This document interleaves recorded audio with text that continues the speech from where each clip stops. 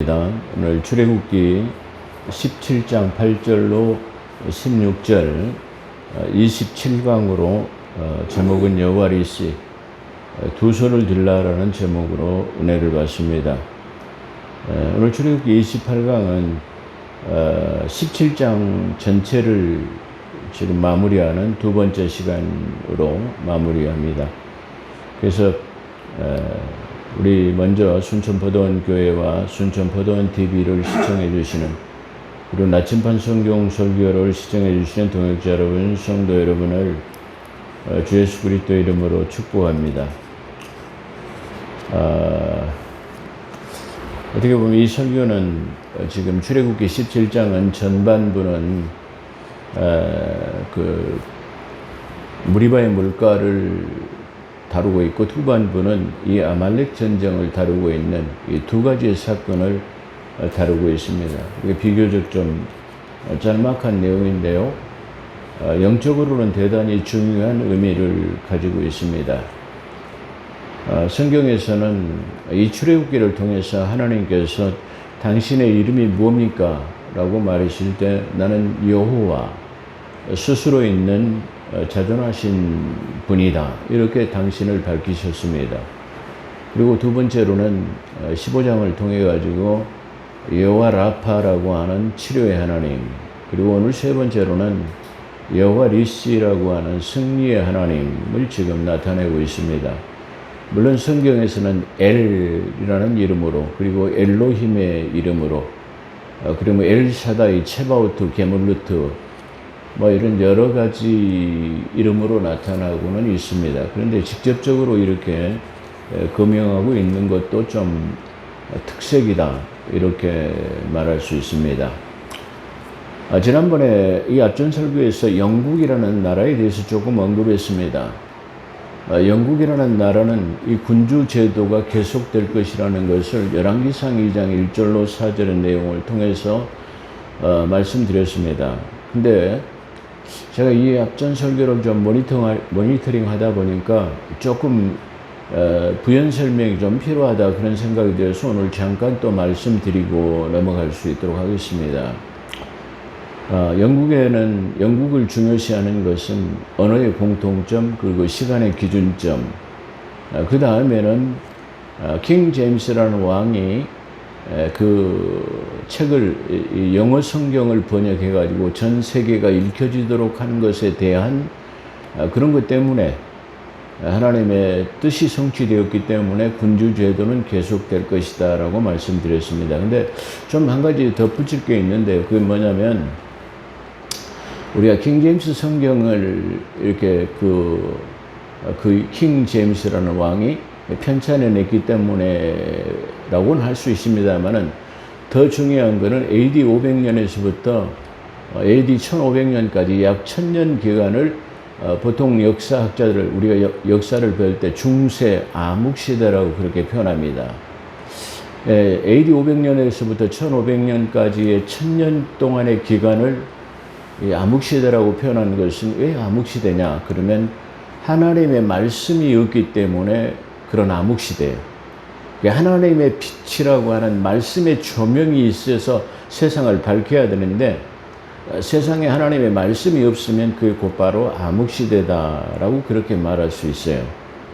자, 그렇기 때문에 그런 암흑시대에서의 지금 이 킹 제임스 왕은 1611년판 세계 모든 사람들이 읽혀질 수 있도록 성경을 편찬해내는 것은 이 암흑시대에 빛을 조명했기 때문이다, 그런 뜻에서 그것이 아주 중요한 의미를 갖는다, 이렇게 부연 설명을 드릴 수 있습니다. 또 하나는 저 나라를 잃어버린 유랑민족이 되어버린 저 유대민족을, 저 유대민족이 제1차 세계대전 때 아마 프랑스를 이렇게, 영국을 그 승리로 이끌 수 있도록 한 것은 아마 프랑스에 대해서 무찌를 수 있도록, 아니면 어떤 공적이 대단했기 때문에 그 유대인들을 칭송하는 그런 내용으로 우리가 그 제1차 세계대전에 기여한 그 유대인의 공적으로 인해서, 공로로 인해서 이 팔레스타인들이, 유대민족이 팔레스타인인 유대 민족이 자기 고향으로 돌아가서 나라를 건국하는 것을 지지하는 선언이 있었는데, 이 선언이 영국의 외무장관이었던 벨푸어가 선언을 하게 되었습니다. 그래서 유대 민족들은 그 영국의 시온이님이라고 하는 공동체 지도자가 있었는데, 그 사람이 로스차일드 경입니다.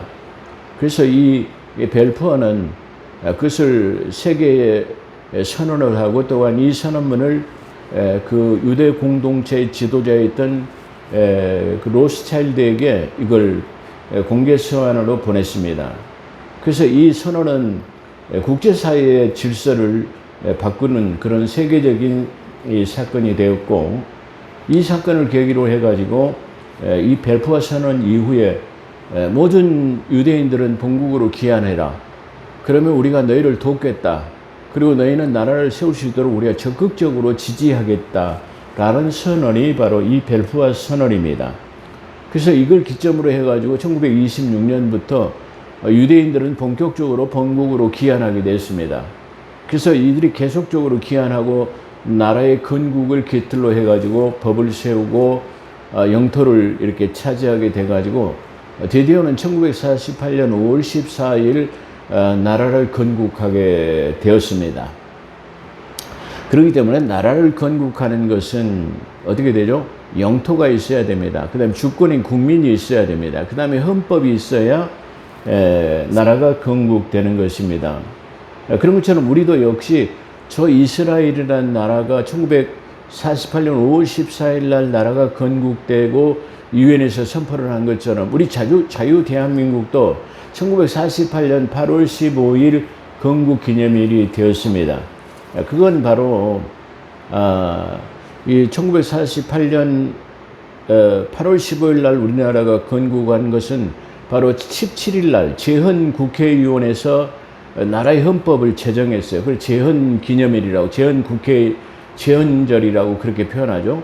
그래서 헌법을 만들고 다시 말해 일본으로부터 영토가 우리 것으로 되어지고 주권 국민이 있기 때문에 건국이 된 것과 같습니다. 유대인하고 아주 흡사한 점을 가지고 있습니다. 제가 이걸 좀 더불어서 한 가지 말씀드린다고 한다면, 지금 어떤 사람들은 1919년이 우리나라의 건국 기념일이다라고 주장하는 것을 많이 봅니다. 근데 그것은 상해에서의 김구가 임시정부 수립이라고 하는 임시정부를 수립한 날이 1919년입니다. 그렇기 때문에 그거는 말 그대로 임시정부, 정부가 수립될 수 있도록 임시적으로 우리가 내각을 구성해가지고 정부가 세워지면 우리가 그런 일들을 좀 미리 사전에 준비하자, 그렇게 조직된 것이 임시정부이기 때문에 그렇습니다. 그렇다고 한다면 그 임시정부는 말 그대로 정부가 서기 위한 준비 작업을 한 것이고, 그때 당시는 우리가 영토가 없는 일본의 영토를 우리가 점령했기 때문에 영토가 없고 주권 국민이 아닌 일본의 지배를 받았기 때문에 주권이 일본에 있는 거죠. 그렇기 때문에 그거는 정식으로 우리나라의 건국 기념일이 될 수 없다, 그렇게 볼 수 있어요. 그렇기 때문에 1948년 바로 7월 10일 해방이 되고 일본으로부터 이게 전쟁에 패망해가지고 한 나라의 주권을 찾게 됐고, 그 다음에 두 번째로는 제헌 국회를 통해 가지고 제헌절 헌법이 제정되고, 그 다음에 어떻게 해요? 영토가 있기 때문에 나라가 건국이 됐습니다. 그렇기 때문에 1919년은 건국 기념일이 될 수가 없어요. 어떻게 보면 그런 사람들을 향해서 좀 역사 공부를 제대로 좀 했으면 좋겠다, 그런 생각이 듭니다. 그건 아주 허무맹랑한 그런, 어떻게 보면은 그냥 뭐 어떻게 보면 우기는 것, 가짜를 가지고 막 우기려고 하는 그런 형태의 모습이 아닌가, 한번 그렇게 생각을 해보면서 우리가 그런 역사관을 좀 바로 가져야 되겠다, 그런 생각을 합니다. 그래서 영국은 이렇게 이스라엘과 뗄래야 뗄 수 없는 그런 관계입니다. 그렇기 때문에 영어 성경을 히브리에서 영어 성국으로 번역하고 또 그 민족을 돕고 건국할 수 있도록 하고, 이 성경을 이게 발간해 가지고 세상에 빛을 비치고, 이러한 일들이 어떻게 보면 하나님의 사역을 대신한 거야. 그러니 하나님께서 보실 때는 저 영국이라는 나라는 참 그래 너가 대단하다 말이야. 그래 그렇게 말할 수 있습니다.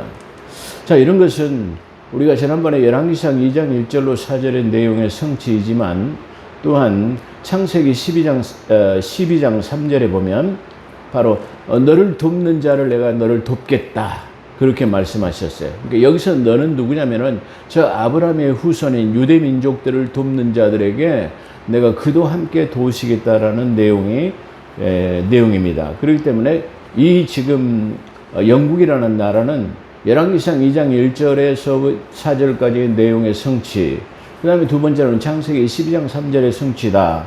이렇게 볼 수 있을 것입니다.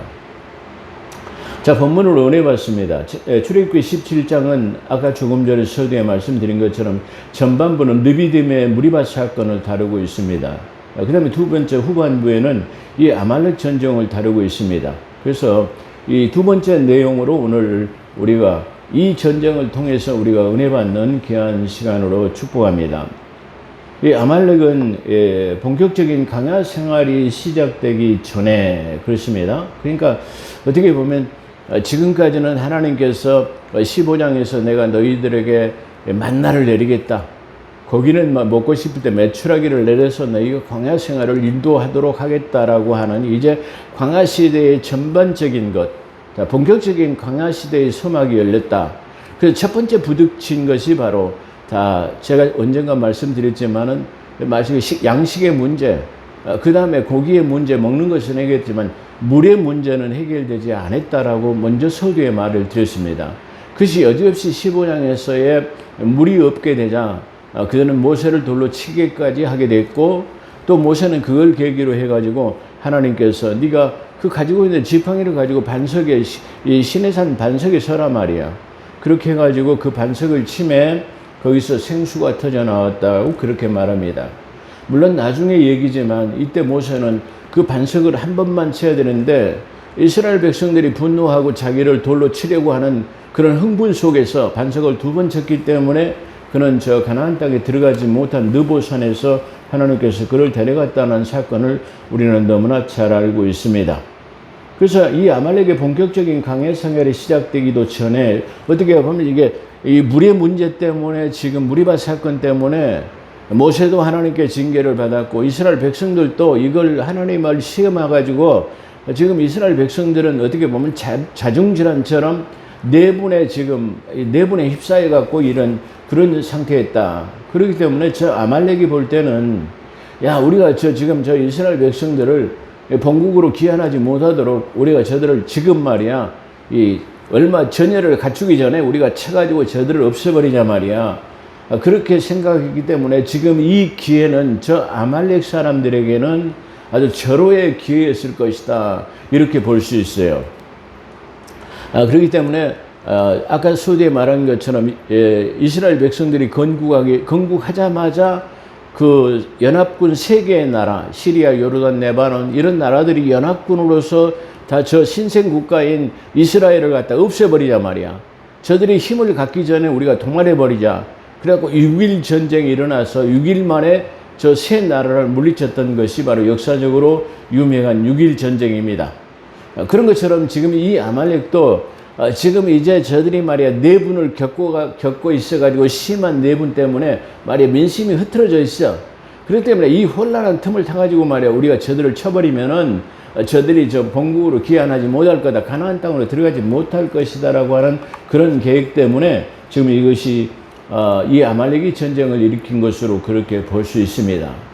그렇기 때문에 지금 그렇다고 한다면 그 틈을 타가지고 지금 그걸 공격하는 그런 내용들이 담겨져 있습니다.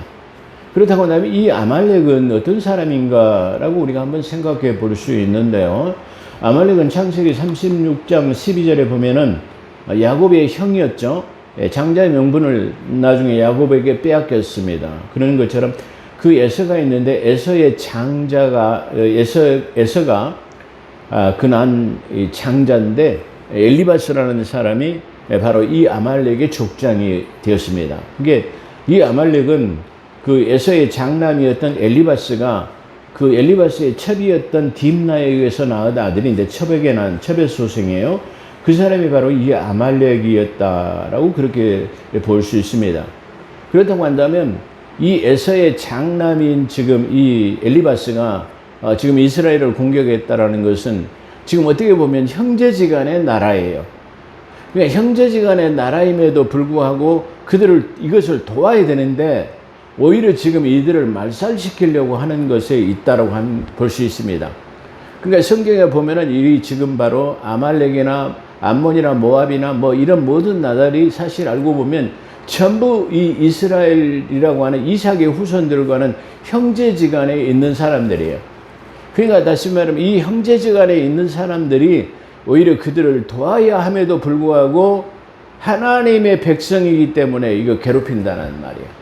그러니까 다시 말하면 자기들은 이 하나님의 백성에서의 소외되어 버리는 유기된 백성으로서 저들이 하나님의 자녀로 살아가는 것을 시기하는 악한 어떤 계교에 빠진 사람들이다. 그렇게 볼 수 있어요. 그렇기 때문에 자연적 자기 형제들을 괴롭히는 것으로 나타나고 있습니다. 오늘날도 마찬가지죠. 똑같은 부모 형제의 그 혈통을 타고 나서 부정 모혈을 받아가지고 태어났지만 형제간 중에도 예수 믿는 사람하고 예수를 믿지 않는 사람하고는 아주 분연하게 달라지는 그런 모습을 볼 수 있으며 형제지간에도 예수 그리스도를 믿는 사람들을 시기하고 질투하고 그런 형제들의 모습을 우리가 너무나 잘 알 수 있습니다. 마치 그런 것처럼 그런 현상이 지금 여기는 나타나고 있다. 그렇게 볼 수 있어요. 그렇기 때문에 이 에서의 장자인 엘리바스의 아말렉 족속들은 자기 아버지가 장자로서 물려받아야 할 그 유업을 지금 물려받지 못한 저 야곱의 야비한 술책 때문에 우리가 그 장자의 명분을 뺏겠단 말이야. 그러니까 저들은 말이야, 우리의 원수니까 저들을 그냥 없애버려야 되겠다라고 하는 그런 그 유전적인 원수를, 내가 우리 아버지의 원수를 갚아야 되겠다라고 하는 그런 것들이 지금 만연되어 있다라고 그렇게 볼 수 있어요. 그것이 바로 아말렉 전쟁이다. 그렇게 볼 수 있어요. 하나님께서는 모세는 그렇게 해서 하나님께서 모세를 통하여 전쟁에 나가라고 말씀하시니까 모세는 여호수아에게 일러서 싸움에 나갈 만한 자들을 택하여서 싸우라. 나는 내일 하나님의 지팡이를 가지고, 이 하나님의 지팡이라는 말은 호를 상징하는 통치자의 권위, 그리고 이 지팡이를 통해서 하나님께서 역사하시는 것을 우리는 봤죠. 홍해바다를 가릴 때도 역시 마찬가지고 수많은 기적과 이적을 이 지팡이를 통해 가지고 일어났다는 사실을 알 수 있습니다. 그렇기 때문에 이 통치자의 권위와 하나님이 역사하시는 이걸 가지고 내가 이 산 위에 서겠단 말이야. 꼭대기에 서겠다. 그래서 너는 나가서 싸우면은 반드시 승리할 것이라고 하는 것을 말하는 것입니다. 그래서 여호수아는 모세의 말대로 나가서 싸우고, 모세는 아론과 훌을 데리고 산 꼭대기에 올라가서 모세가 손을 들어 올리면은 이스라엘이고 손을 내리면 아말렉이 이긴지라 그랬습니다. 이게 중요한 사건이죠. 자, 모세가 이 전쟁터를 향해서 두 손을 들고 축복하면은, 손을 들고 있으면 이스라엘 백성들이 막 이긴단 말이야. 근데 손을 계속 들고 있을 수 없으니까 힘이 들고 내려오면은 아말렉이 이기고 일진일퇴가 거듭되는 그런 상황이었다. 그렇게 보죠. 그래서 모세의 팔이 피곤하여 손이 내려지면 그들이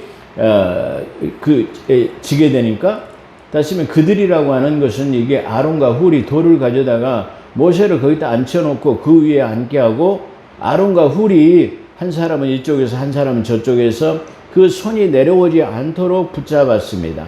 그래서 해가 지도록 그렇게 들고 있으니까 아말렉을 안전히 무찌를 수 있었다라고 성경은 증거하고 있습니다.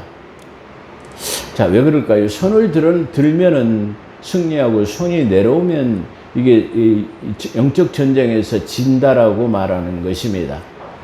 그렇기 때문에 우리는 어떻게 보면 이 예배를 시작할 때에 손을 드는 것은 중요한 의미를 가지고 있습니다.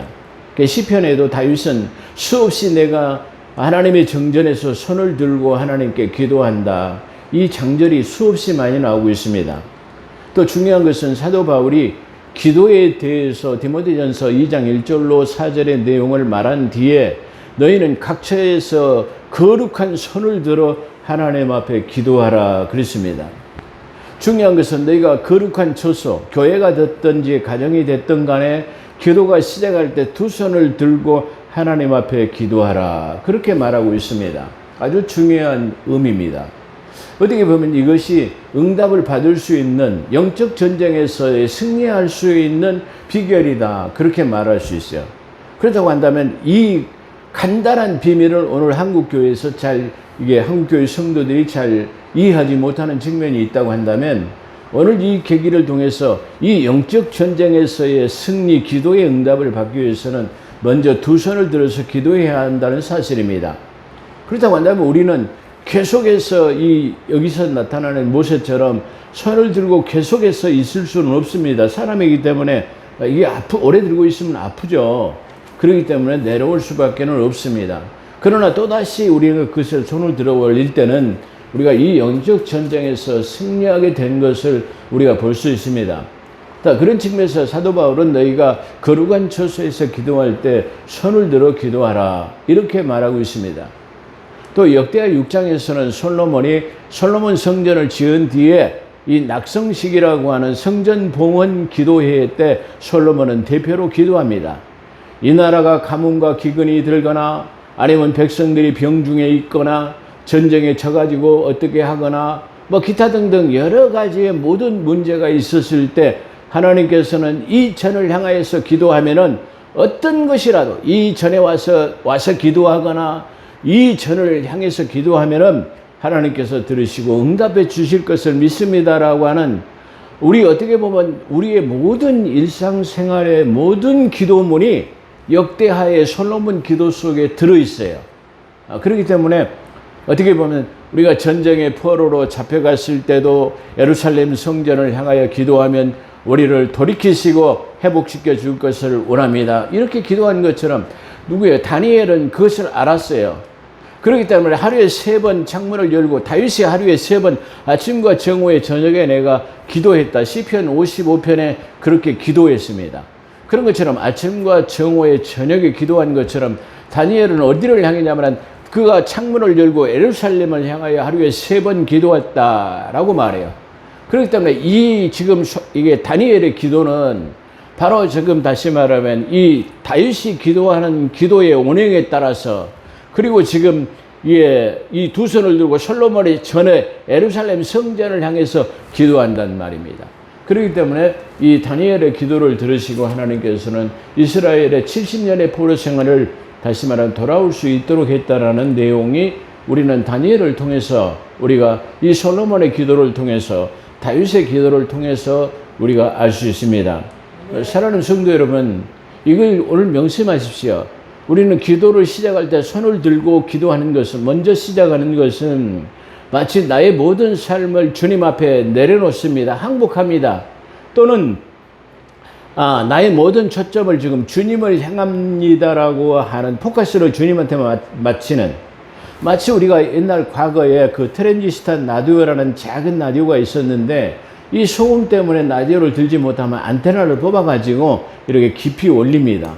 그러면 좀 잘 잡혀가지고 우리가 시청할 수 있는 것처럼 우리가 두 손 들고 기도하는 것은 하나님 앞에 사이클을 마치고 하나님 앞에 초점을 맞춘다라는 그러한 준비 자세가 그러한 것이 들어있지 않을까라고 그렇게 한번 생각해 볼 수도 있습니다. 자, 그렇기 때문에 솔로몬은 바로 모든 기도의 원형인 이 솔로몬 성전을 통해서 기도할 때 두 손 들고 기도했고 역시 사도 바울도 교회 서신서를 통해서 너희가 기도할 때는 각처에서 두 손 들고 기도하라. 그리고 역시 모든 것의 이 모범, 예배 모범이라든가 기도의 모범이라든가 이런 모든 것이 다 기록된 것이 누구냐면 다윗을 통해서 기록해 놨어요. 근데 그 다윗도 역시 하루에 3번 기도했다라고 말하고 역시 그 위대한 다니엘도 하루에 예루살렘 성전을 향해서 기도했던 모형들이 다 지금 이 성경 안에 포함되어 있다라고 볼 수 있어요. 그렇기 때문에 우리가 중요한 것은 이 공문서를 작성할 때도 우리가 보편적으로 유가 원칙이라고 하는 것에 의해서 우리가 씁니다. 언제 누가 무엇을 어떻게 왜라고 하는 것에 정확하게 우리가 그 폼에 따라서 다시 작성하는 것처럼 우리 기도도 역시 이 온행에 맞춰서 하는 것이 하나님께서 이렇게 하라고 기록해 놓으셨기 때문에 그렇게 하는 것이 좋지 않겠는가라고 그렇게 생각할 수 있습니다. 그렇기 때문에 우리가 이 여호와 니시라고 하는 기도에 관한 것에 관해서는 우리가 두 손을 들었을 때에 전쟁에 승리한 것처럼 우리가 기도할 때 기도의 응답과 승리하는 삶이 되기를 또한 주의 이름으로 축원합니다. 자, 이렇게 해서 여호수아가 칼날로 아말렉과 그 백성을 무찌르니라. 여호와께서 모세의 책에 기록하여 기념하게 하고 여호수아의 귀에 외워 들리게 하여 천하에서 아말렉을 기억하지 못하게 하라. 지금 이렇게 말하죠. 이 말은 책에다 기록하고 여호수아의 귀에 들리라게 하는 말은 대대로 그것을 전하게 하라는 그런 의미를 갖고 있습니다. 그래서 모세가 단을 쌓고 그것을 여호와 니시라고 하니라. 그러니까 니시, 승리했다라고 하는 승리의 기념비적을 우리가 거기서 세웠다라는 것을 말합니다. 그러므로 하나님께서 여호와께서는 아말렉과 대대에 싸우시리라 그렇게 말하고 있습니다. 이 아말렉은 또한 사무엘상 15장에서 이 사울에게 하나님께 이스라엘의 최초의 왕이었던 사울에게 다시 말하면 이제 이 정식 나라의 정부가 들어서게 된 것, 다시 말하면 사사시대를 끝나고 이제 왕정시대가 되어지는 첫 번째 왕인 사울에게 하나님께서 명령을 내리시는데 넌 뭐라고 하냐면은 저 아말렉을 쳐가지고 도말시켜라 말이야. 칼로 쳐가지고 전부 다 도륙하고 그 짐승과 소떼들 양떼들도 다 도륙해버려라. 그렇게 하나님께서 명령하신 내용을 우리가 볼 수 있습니다. 근데 왜 하나님께서 이 사무엘상 15장에서 이때도 지금 한참 시간이 흐른 뒤에도 지금 이걸 아말렉을 지금 치라고 하시는 이유는 뭐냐면은 지금 이스라엘 백성들이 출애굽해 가지고 이게 적과구리는 가나안 땅으로 진군해 갈 때 그 다시 말하면 광야 시대 속에서 이 진군하고 있을 때 이 아말렉이 말이야 이스라엘 백성들 뒷후미에 와가지고 약탈을 해갔어요. 그러니까 이 노약자 어린아이들 그리고 이 다시 말해 행군 대회에서 뒤쳐져 가지고 가잖아요. 이건 노약자들이나 어린아이들 또는 짐승의 떼를 끌고 가는 그런 사람들이에요.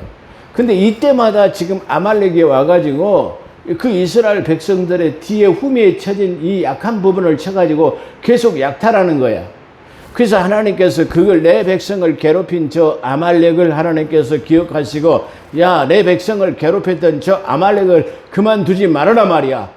다시 말하면 이 출애굽 17장에서도 너희들이 쉽게 말하면 아주 약할 때 너를 쳤지 않느냐 말이야. 그리고 그들이 수없이 저기 지금 이스라엘 백성들이 후미에 와가지고 약탈해 갔지 않느냐 말이야. 내 백성 내 자녀를 건드리는 사람은 내가 가만두지 않겠다라고 하는 하나님의 약속이 여기서 드러나고 있다라는 거야. 우리가 성경을 볼 때 뭘로 위로를 받습니까? 우리는 이런 것을 보고 위로를 받습니다. 우리가 믿음에서 영적 전쟁에서 승리할 수 있는 것은 여호와 니시가 되는 니시의 이름을 부르면서 두 손 들고 기도한다라는 겁니다. 그렇잖아요.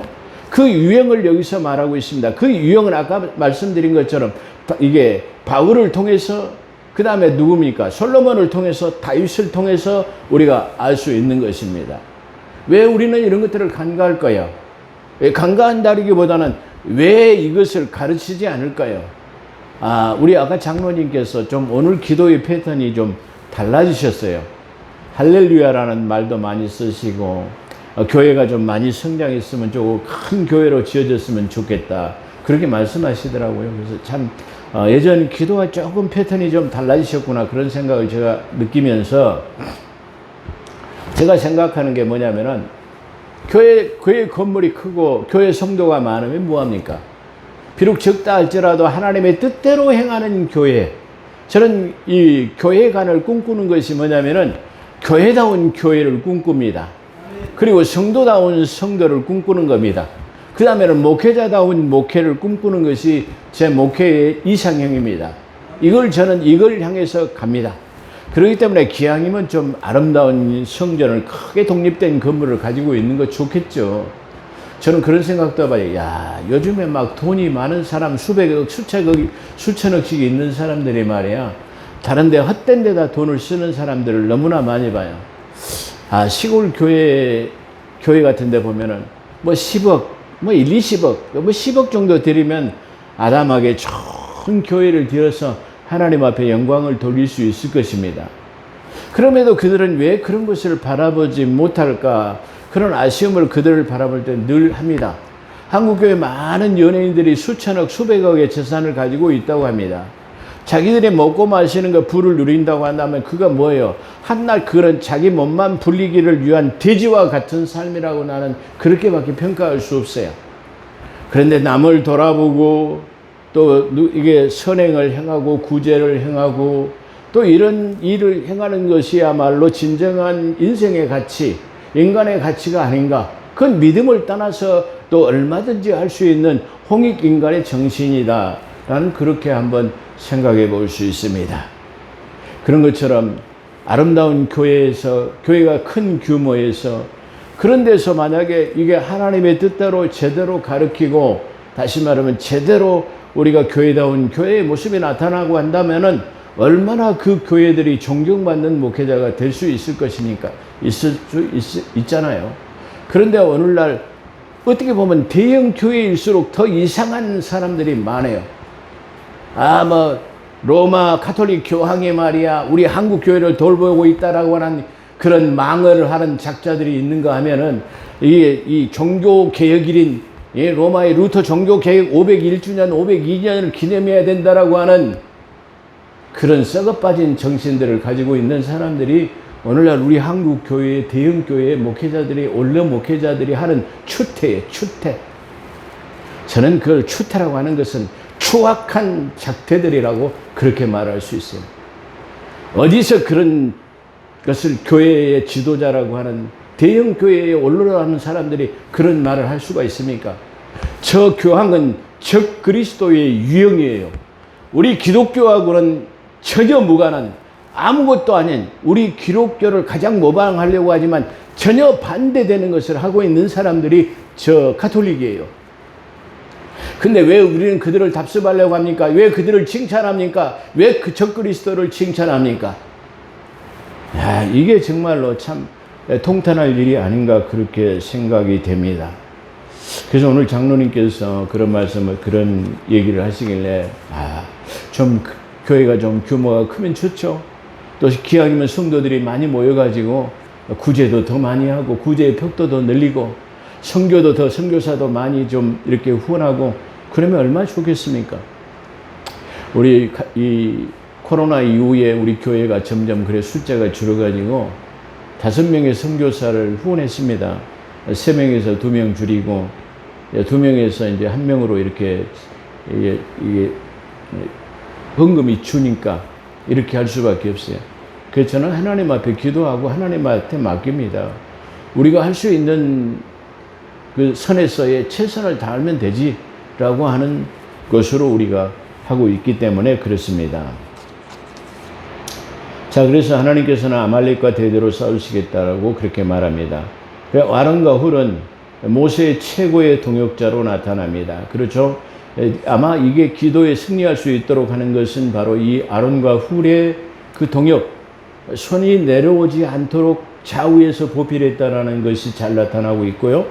특히 훌은, 우리가 아론은 너무나 잘 알고 있는 대제사장으로, 그리고 모세의 형인 것을 잘 알고 있습니다.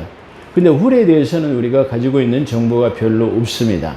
근데 중요한 것은 이 모세가 하나님께서 야, 너 아침 새벽에 일찍 올라와 말이야. 시내산으로 올라오라고 말했을 때 이게 하나님께서 올라오라니까 모세가 지금 하나님 앞에 갈 때 이 훌을 불러놓고 훌에게 내가 없는 동안에 이 모든 일을 네가 책임지고 이스라엘 백성들을 재판해라 말이야. 이렇게 지금 명령하고 갔어요.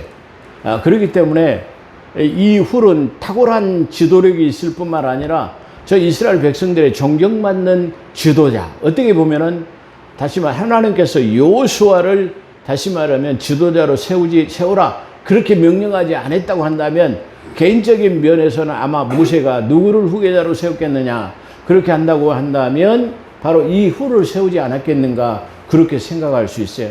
그렇게 뛰어난 지도력을 가진 사람이 바로 이 훌입니다.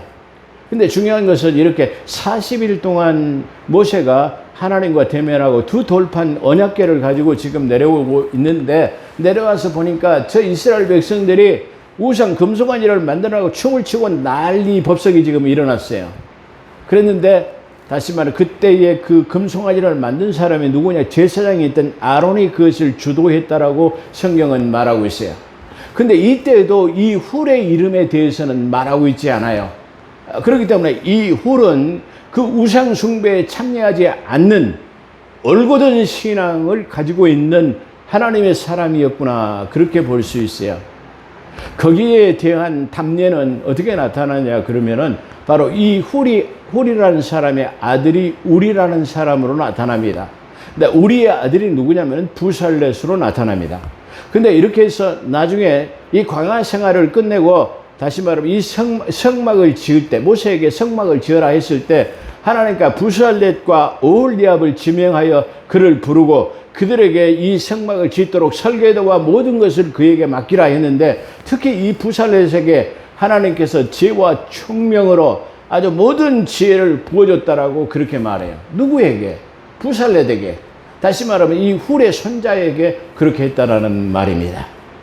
그렇기 때문에 하나님께서는 우리의 신앙과 믿음이 반드시 내 자손, 내 자녀들, 그리고 내 손자 후손까지 하나님께서는 그걸 반드시 기억하고 계시며 그들을 위해서 하나님께서 은혜를 베푸시는데, 언제까지 베푸시냐 그러면 천대까지 그 은혜를 베푸시는 하나님이다.